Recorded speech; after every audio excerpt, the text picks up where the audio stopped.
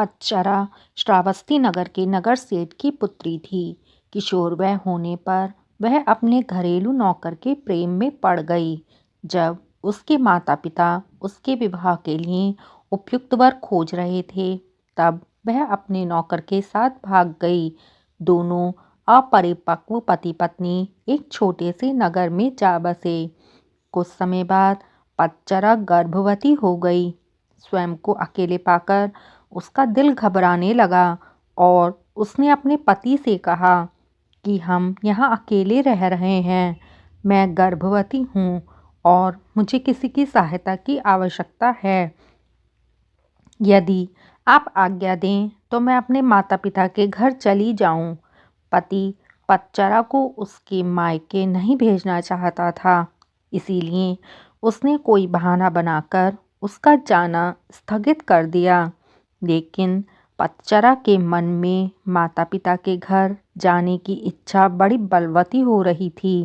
एक दिन जब उसका पति काम पर गया हुआ था, तब उसने पड़ोसी से कहा, आप मेरे स्वामी को बता देना कि कुछ समय के लिए मैं अपने माता पिता के घर जा रही हूँ। जब पति को इसका पता चला तो उसे बहुत बुरा लगा। उसे अपने ऊपर ग्लानि भी हुई कि उसके कारण ही इस कुलीन कन्या की इतनी दुर्गति हो रही है। वह उसे ढूंढने के लिए उसी मार्ग पर चल दिया। रास्ते में पतचरा उससे मिल गई। पति ने उसे समझा बुझाकर घर वापस लिवा लिया। समय पर पतचरा को प्रसव हुआ। सभी सुखपूर्वक रहने लगे। अब पतचरा जब दूसरी बार गर्भवती हुई, तब पति स्वयं उसे उसके माता पिता के घर ले जाने के लिए तैयार हो गया। मार्ग में जोरों की आंधी वर्षा होने लगी। पतचरा ने पति से कहा कि वह किसी सुरक्षित स्थान की खोज करे। पति झाड़ियों से होकर गुजर रहा था, तभी उसे एक विषधारी सांप ने काट लिया और उसकी तत्काल वहीं मृत्यु हो गई। पतचरा अपने पति की प्रतीक्षा करती रही और ऐसे में ही उसे प्रसव हो गया। थोड़ी शक्ति जुटाकर उसने अपने दोनों बच्चों को साथ लिया और अपने पति को खोजने निकल पड़ी। जब उसे अपना पति मृत मिला, तब वह फूट फूट कर रोने लगी। बोली, हाय, मेरे कारण ही मेरे पति की मृत्यु हो गई। अब अपने माता पिता के सिवा उसका कोई ना था। वह अपने माता पिता के नगर की ओर बढ़ने लगी। रास्ते में नदी पड़ती थी। उसने देखा कि दोनों बच्चों को साथ लेकर नदी पार करना कठिन है, इसीलिए उसने अपने बड़े बच्चे को एक किनारे पर बिठा दिया और दूसरे बच्चे को छाती से चिपकाकर दूसरे किनारे को बढ़ चली। वहां पहुंचकर उसने अपने छोटे बच्चे को कपड़े में लपेटकर झाड़ियों में रख दिया और बड़े बच्चे को लेने के लिए वापस नदी में उतर गई। नदी पार करते समय उसकी आंखें अपने छोटे बच्चे पर ही लगी हुई थी। उसने देखा कि एक बड़ा गिद्ध बच्चे पर झपटकर उसे ले जाने की चेष्टा कर रहा है। वह चीखी चिल्लाई, लेकिन कुछ नहीं हुआ। दूसरे किनारे पर बैठे बच्चे ने जब अपनी माँ की चीख पुकार सुनी, तो उसे लगा कि उसकी माँ उसे बुला रही है।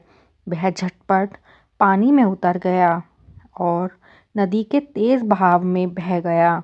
छोटे बच्चे को गिद्ध ले गया और बड़ा नदी में बह गया। उसका छोटा सा परिवार पूरी तरह नष्ट हो गया।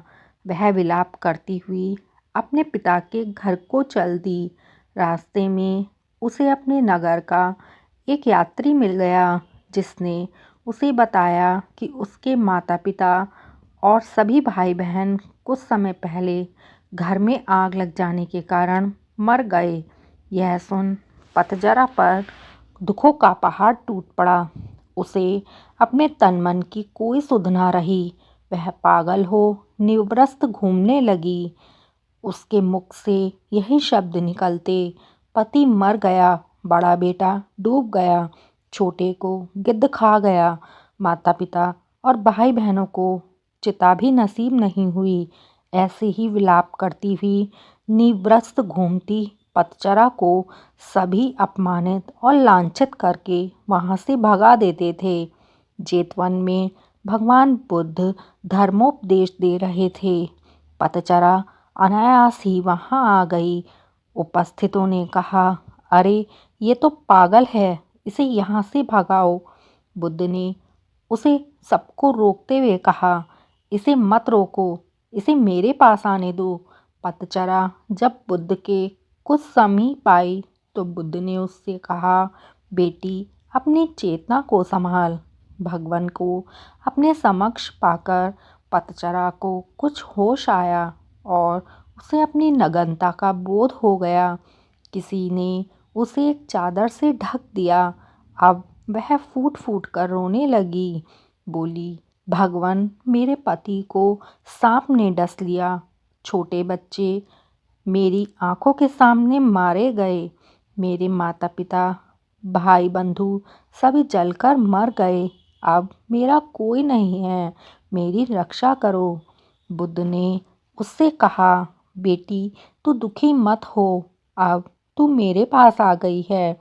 जिन परिजनों की मृत्यु के लिए तू आंसू बहा रही है, ऐसे ही अनंत आंसू तू जन्म जन्मांतरों से बहाती आ रही है। उनसे भरने के लिए तो महासमुद्र भी छोटे पड़ जाएंगे। तेरी रक्षा कोई नहीं कर सकता। जब मृत्यु आती है तो कोई परिजन काम नहीं आते। यह सुन के पतचरा का शोक कुछ कम हुआ। उसने बुद्ध से साधना की अनुमति मांगी। बुद्ध ने उसे अपने संग में शरण दे दी। धर्म के परम स्रोत के इतने समीप रह के पतचरा का दुख जाता रहा। वह नित्य ध्यान व ज्ञान की साधना में निपुण हो गई। एक दिन स्नान करते समय उसने देखा कि देह पर पहले डाला गया पानी कुछ दूर जाकर सूख गया। फिर दूसरी बार डाला गया पानी थोड़ी दूर जाकर सूख गया और तीसरी बार डाला गया पानी उससे भी आगे जाकर सूख गया। इस अत्यंत साधारण घटना में पतचरा को समाधि सूत्र मिल गया। पहली बार उड़ेले गए पानी के समान कुछ जीव अल्पायु में ही मर जाते हैं। दूसरी बार उड़ेले गए पानी के समान कुछ जीव मध्यम वयता में चल बसते हैं और तीसरी बार उड़ेले गए पानी के जैसे कुछ जीव अंतिम वयस में मरते हैं। सभी मरते हैं, सभी अनित्य हैं। ऐसे में पतचरा को यह भान हुआ जैसे अनंत करुणावान प्रभु बुद्ध उससे कह रहे हैं, हाँ पतचरे, समस्त प्राणी मरण धर्मा है। इस प्रकार पतचरा उन बौद्ध साधिकाओं में गिनी गई जिनको निप्रयास ही एक जीवन काल में ही निर्वाण प्राप्त हो गया।